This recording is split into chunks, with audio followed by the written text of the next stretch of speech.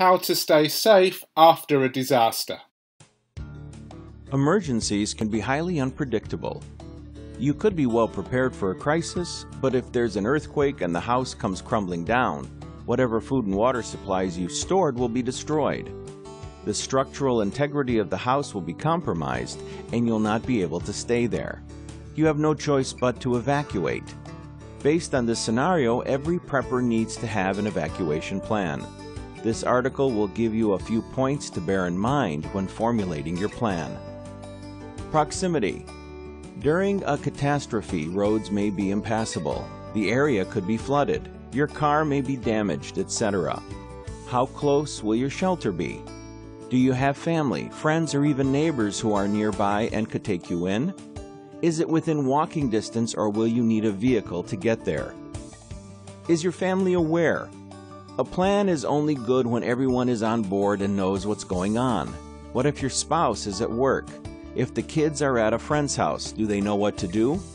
Will everyone meet at home and evacuate, or will they meet you at the secondary location? During a crisis, there's often little time to think. Contacting your family members may not be possible if they don't have access to a phone.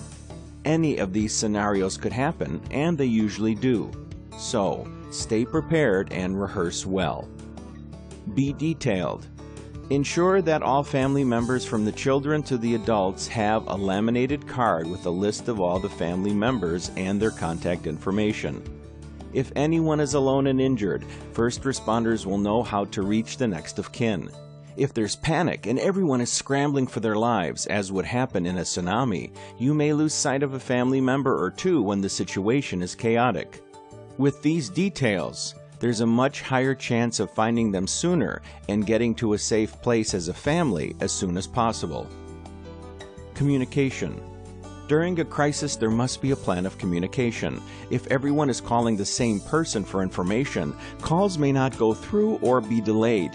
One way to do it, if you have children, will be for one or two children to call the mother while another child calls the father. If calls don't work, ask them to try texting.